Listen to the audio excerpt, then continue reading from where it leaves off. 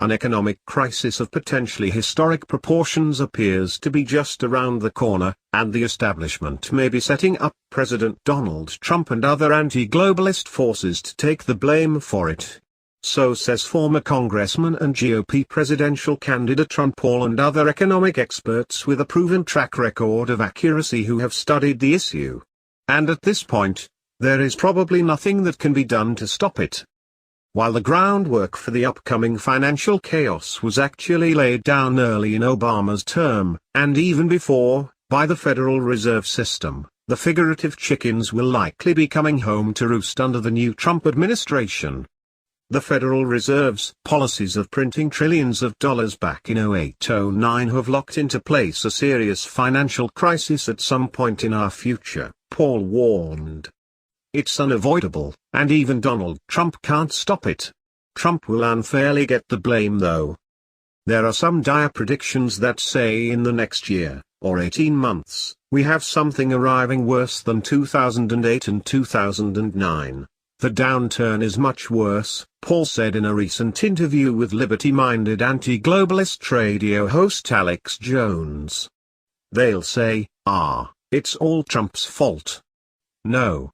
It wasn't. 2008 and 2009 wasn't Obama's fault. It was the fault of the Federal Reserve. It was the fault of the Keynesian economic model, the spending too much, the deficit. So, unfortunately, there's nothing he can do. Trump can't do it. Paul, a medical doctor who took a keen interest in economics throughout his celebrated career as a constitutionalist in Congress, said Trump could help the situation by pursuing good policies. But you can't avoid the correction. The correction is locked in place, because the deficits are the malinvestment. Everybody agrees interest rates have been too low too long, he said in a late January interview. The only thing he can do is allow the recession to come, get it over with, liquidate the debt. Politically, nobody wants that. So you're going to see runaway inflation before you see this country wake up. All empires end and we're the empire. It's going to end and it's going to be for economic reasons, Paul continued, noting that there would be horrendous increases in spending and inflation. This is a monetary problem. This is a spending problem. This is a foreign policy problem. And that is what is going to bring us down. It's going to be financial. But Paul is hardly the only expert warning of a looming economic crisis. Among other concerns, experts have warned that the overvalued stock market, pumped up by easy Federal Reserve money, could face major declines, with a potential massive sell-off in the months or years ahead. Right now, American stocks are at record highs, and so, the correction could be brutal. Bond markets are also said to be unstable. Another potential problem cited by more than a few analysts and experts is massive inflation and a potential collapse in the value of the US dollar. Such a scenario, brought about by the Fed's wild currency printing in combination with a global sell-off as foreign governments reject the unstable American currency, could easily be blamed on Trump's policies, despite the structural causes having been put in place years, decades, and even generations prior to his presidency. Get prepared, warned legendary billionaire investor Jim Rogers, co-founder with George Soros of the Quantum Fund, in an interview this week with Macro Voices. We're going to have the worst economic problems we've had in your lifetime or my lifetime, and when that happens a lot of people are going to disappear. He noted that in the 2008 to 2009 crisis, Bear Stearns and Lehman Brothers both went under. But the next time, he warned, it's going to be worse than anything we've seen, and a lot of institutions, people, companies, even countries, certainly governments and maybe even countries are going to disappear. I hope you get very worried. In an interview late last year, author and financial expert James Rickards issued similar warnings and said there was nothing Trump could do. A financial crisis is certainly coming. What is most important is that the crisis is coming and the time to prepare is now. It could happen in 2018, 2019, or it could happen tomorrow. The conditions for collapse are all in place. Rickards told MarketWatch, adding that it would be much worse than the last crisis because of developments since the 2008 economic meltdown. The next crisis will be of unprecedented scale and damage. Rickards also suggested that, unlike in the last crisis, when the Fed flooded the planet with freshly created fiat dollars, the elites would likely freeze the financial plumbing during the next one, meaning banks will close, wealth in digital form will be inaccessible, and chaos will reign. Likely triggers could include a major bank failure, a failure to deliver physical gold, a war, a natural disaster, a cyber financial attack and many other events. The trigger does not matter, he said. The exact timing does not matter. What matters is that the crisis is inevitable and coming soon. Investors need to prepare. Of course, Obama and his bipartisan enablers in Congress certainly did not help matters by doubling the federal government's already absurdly unsustainable debt load in 8 short years. But the biggest problem has been, and will continue to be the Fed and the ridiculous debt-based fiat monetary regime that literally depends on perpetual credit expansion to stay afloat. Still, the establishment's propaganda arm, better known as the mainstream media, will work overtime to ensure that Trump and conservatives get the blame rather than the real culprits. In fact, the laying of the groundwork for blaming Trump began long before he was even elected, with the IMF and other globalist institutions warning that opposition to their globalist system would lead to economic problems. After the election, the propaganda continued.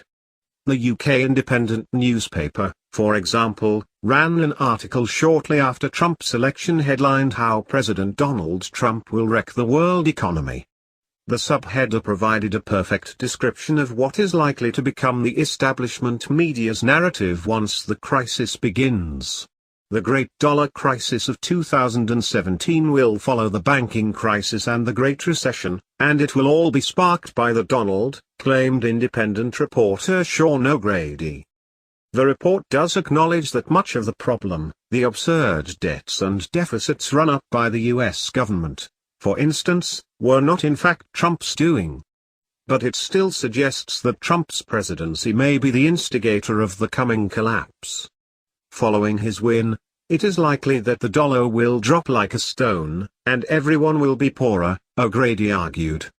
Yes, Donald Trump could prove the catalyst for a world economic cataclysm, one that would make the financial crisis feel like an aperitif for the main event.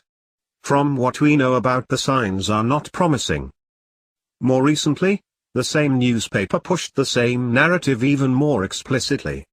Donald Trump's first gift to the world will be another financial crisis, reads a January headline in The Independent. Trump, writer Ben Chu claimed, gives every impression that he will soon be hustling America, and possibly the entire world, in the direction of another catastrophic financial crisis. The piece also quotes alleged experts laying out the same case. If the Trump administration does just half of what it says it's going to do in economic policy and financial regulation, another financial crash is almost certain and sooner rather than later. Dennis Keller, chief of the Better Markets think tank, is quoted as saying, "More than a few establishment insiders are pushing a similar narrative, arguing that Trump's proposed policies, not a banking cartel scam disguised as a monetary system, will be the cause of the coming crisis. The deregulation in some areas like finance is hugely dangerous," claimed former U.S. Treasury Secretary Larry Summers, a big government monger and a member of the establishment Globalist Council on Foreign Relations, in an interview last month on Fox. Summers also claimed reducing government regulation was setting the stage for the next financial crisis. Even before Trump's election, though, astute analysts were warning that the establishment was plotting to blame conservatives and anti-globalists for the coming economic chaos.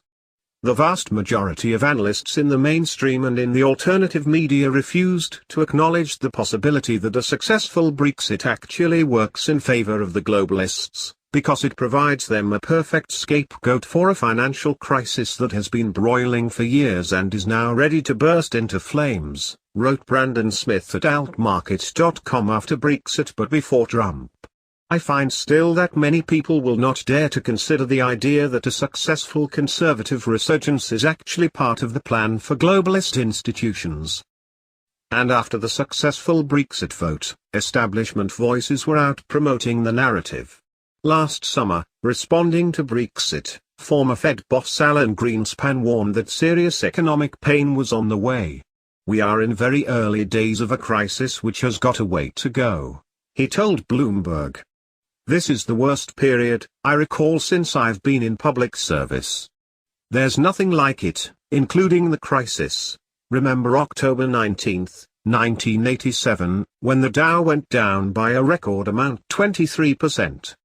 That I thought was the bottom of all potential problems.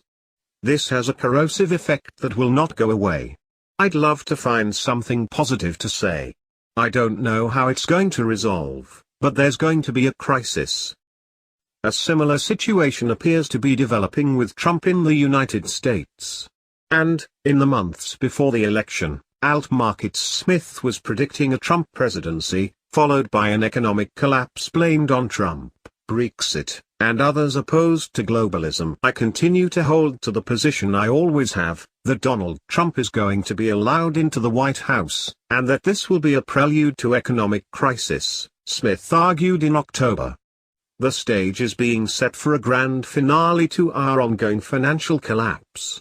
The great villain behind the whole disaster will be revealed, and we will be told that the villain is us." After decades of criminal looting and abuse masquerading as fiscal and monetary policy by Western governments and central banks, another economic crisis of massive proportions does appear almost certain at this point. And with conservatives, anti-globalists, and anti-establishment forces surging into power across the West, it is hardly difficult to imagine the looming collapse being blamed on those who oppose the establishment and its rigged system. At that point, the establishment's prepackaged solutions, a global currency run by the IMF, a reinvigorated and more totalitarian system of global governance, and other evils already waiting in the wings, will be much easier to sell to a desperate public. Billionaires and members of the elite are already preparing for collapse, buying up bunkers and huge tracts of land from Idaho to New Zealand. Some states are considering it, too. The task for liberty-minded citizens everywhere, though, must be to educate the American people on the true sources of the looming problems, and real solutions, such as a return to an honest monetary system and constitutionally limited government. It will be an enormous task, but a crucial one, if liberty and prosperity are to thrive